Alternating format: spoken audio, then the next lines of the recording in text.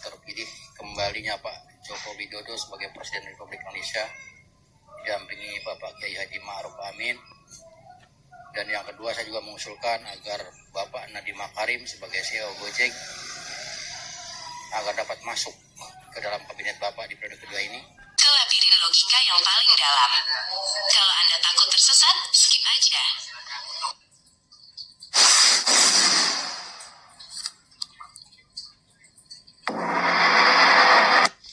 Halo, jumpa lagi di Labirin Logika. Beberapa tahun yang lalu saya pernah membuat video mengusulkan agar Pak Nadiem Makarim masuk di kabinet Pak Jokowi di periode kedua bersama Bapak Ma'ruf Amin. Seperti video yang saya tayang di atas. Mengapa waktu itu saya mendukung Pak Nadiem Makarim? Karena saya melihat Pak Nadiem Makarim adalah sosok yang berhasil membangun sebuah perusahaan teknologi karya anak bangsa yang mampu mengubah kebiasaan masyarakat Indonesia. Saya masih ingat ketika itu tahun 2015 ada pembekalan untuk calon mitra driver Gojek, bahwa ada misi besar yang dibawa oleh para pendiri Gojek. Seingat saya, pesannya adalah suatu hari nanti Indonesia tidak boleh lagi terus tergantung oleh platform-platform teknologi luar negeri.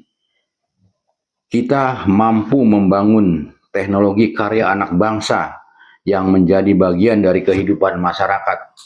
Dan waktu itu mungkin terdengar seperti mimpi.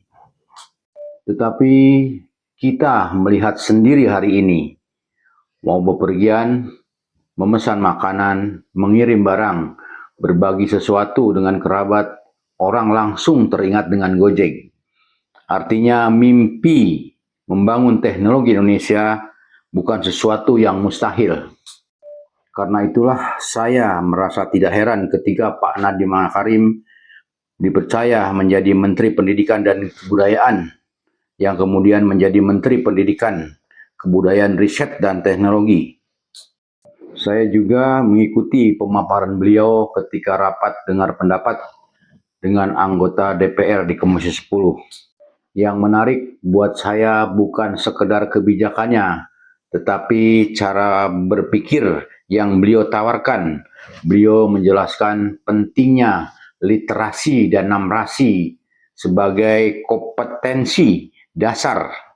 Bagi saya, maknanya sangat sederhana. Pendidikan tidak cukup membuat anak hanya mampu menghafal, tetapi juga harus melatih kemampuan memahami, bernalar, dan memecahkan persoalan. Saya menangkap satu gagasan besar di sana.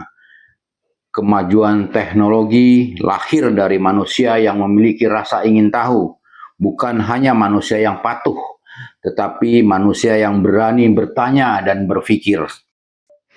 Namun saya sadar, mengubah birokrasi pendidikan yang sudah berjalan puluhan tahun tentu bukan hal yang mudah. Akan selalu ada tantangan, budaya kerja yang sudah mengakar, dan berbagai kepentingan saling bertemu.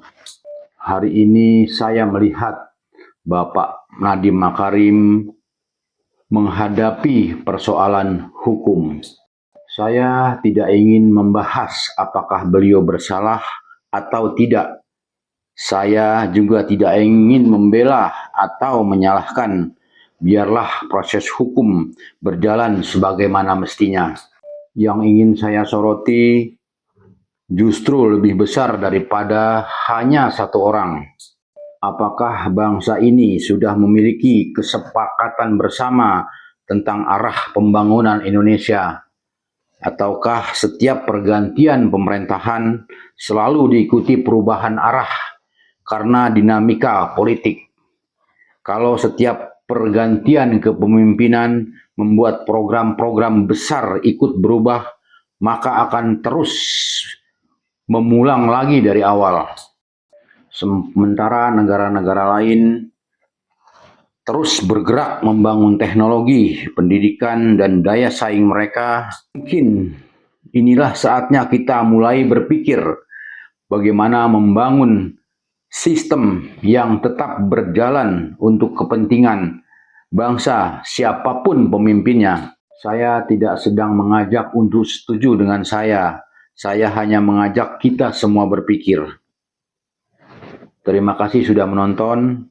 Saya Hendra, ketemu lagi di Labirin Logika selanjutnya. Just kill the man, put a gun against his head, pulled my trigger, now he's dead.